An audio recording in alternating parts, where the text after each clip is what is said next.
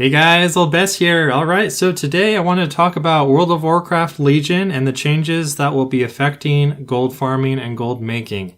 So this is something I've been really interested in learning more about, and I've been playing the beta a lot, and that's why I'm not making my gold per hour video today, is because I wanted to make this video.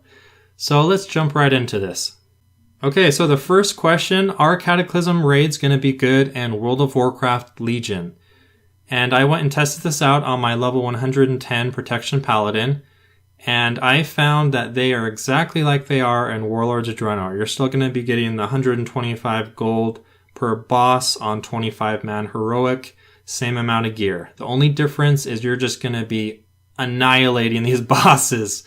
So this is actually going to speed up the process of Cataclysm Raids significantly. There has been no nerf so far. Alright, so are Mist of Pandaria raids, are they going to be good for gold making? So this is another question I've had and something I tested out. And the answer is kind of.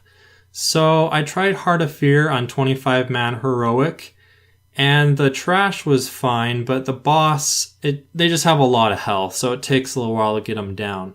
When I killed the boss, they only dropped 32 gold and a bunch of gear. So that's actually not very good, because Cataclysm you get 125 gold compared to 32. I also tried Siege of Orgrimmar on 10-man heroic, and the bosses only drop 8 gold. So not that good. You can use bonus rolls, which is nice. Also, I think the main way we're going to farm Mist of Pandaria raids, unless they boost the gold, is by running Siege of Orgrimmar or Throne of Thunder on Looking for Raid or 10-man normal, and doing it with bonus rolls in the hopes of getting some of the really rare pets that sell for a lot of money. That's kind of the way I think that's going to pan out, but we'll see if Blizzard ends up boosting the gold amounts on these ones. Alright, so the next question, can you solo Nok-Karosh for the Garn Nighthowl mount? So this has been one I've been really curious in trying. On the beta, it's been really difficult to figure out a way to get to Warlords, but I finally figured it out. And I went and tested it on my level 110 newly geared, dungeon geared Paladin. And what do you guys think? Can you do it? Yes, you can. You can solo him. He still has a 100% drop rate for the mount. He still has a fast respawn time of about 10 to 20 minutes. So let's talk about this. One of three things is going to happen with this mount.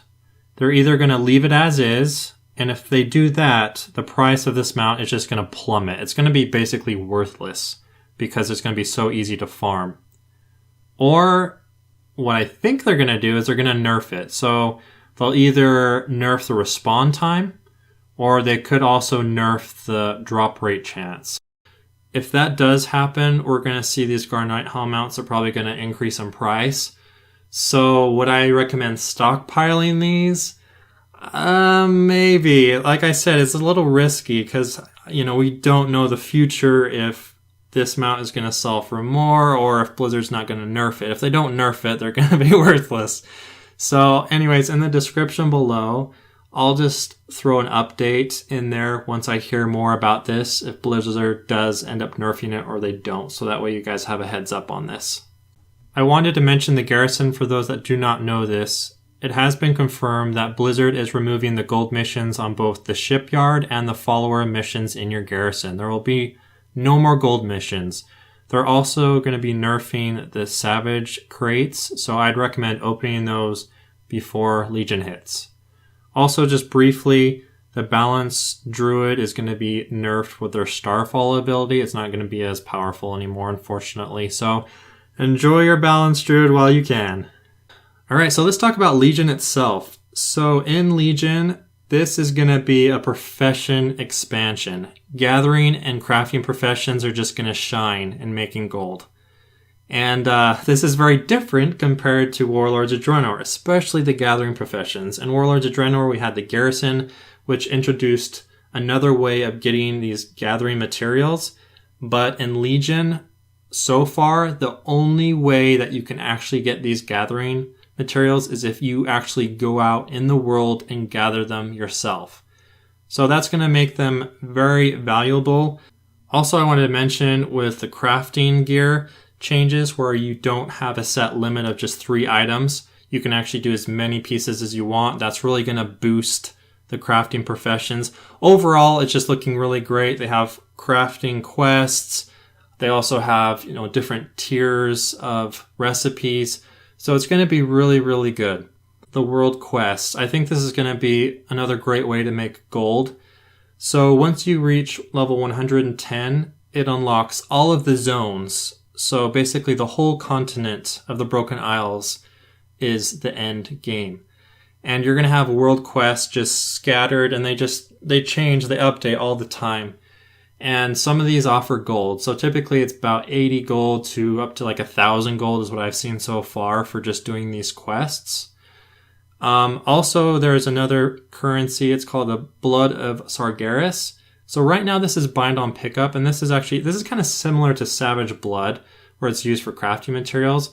To be honest, I really think Blizzard's going to change it where you can actually trade this. I'd be really shocked if they don't. So that's going to be another thing, as long as they change it so you can trade it, that you can just go do world quests, get that, and you can throw that on the auction house and make a bunch of money. I think those will go for quite a bit of gold. The class hall. So this is kind of the Garrison 2.0 that some people are enraged about. They do have a few gold missions you can send your followers/champions on, but they happen every once in a while, and it's not really that much. You're looking like 30 to 80 gold. This mission table feature isn't that big of a thing in Legion. There are some aspects that you'll be using it for with some of your class quests and whatnot, but compared to Warlords of Draenor, it's not as big of a thing, which is good. Gathering professions. So normally gathering professions, like let's say you see like a mining node or something, somebody swoops in and grabs it before you and then it disappears. In Legion, it's no longer like that. They're phased. So if you go see a mining node and someone else sees it, you guys can actually mine the same area, the same node, but it's only for you. So in that way, they're no longer shared. So that's actually going to be kind of interesting to see how this works. We're probably going to have to do a lot more flying around, but you don't have to worry as much about competition with your nodes. So if you have a farming spot, you can just farm that area. Also, I wanted to mention another thing that's interesting is mobs are now shared, unless you're a different faction. Then they're not. So for example, if you see a person and he has like 5 mobs on him, you can actually go over there, do some damage, and then you get credit and you can loot them as well. So that's going to really change how money making works. Also, I just want to mention, I'll probably make a video in the future about crafting professions and also just things you want to start farming once you get into Legion. So far what I've seen is fish. Seems like it's going to be a big one for creating some recipes. Also, just some like flesh of different animals and whatnot. The cloth actually doesn't drop very much. I've only gotten like 150 cloth in about 35 hours of playtime. So they might boost the cloth drops because right now it's pretty low. But in general, just crafting professions and gathering professions and these materials, they're just going to go for a huge amount of gold. I think they're going to be really good. So anyways, guys, the future is looking really bright. The expansion is looking great. I really love the world quests. I love the end game. There's a lot to do with your artifact weapon, world quests, dungeons, mythic dungeons, raids, the lore zone, getting your reputation up to unlock different recipes and gear, your class quests. Just there's so much. So it's looking great. I'm going to have more videos in the future just explaining some ways you can make gold in Legion. I'll also be doing some more Warlords of Draenor gold guides as well. Also, I just wanted to mention the movie, guys. The Warcraft movie. Have you guys seen the reviews for it?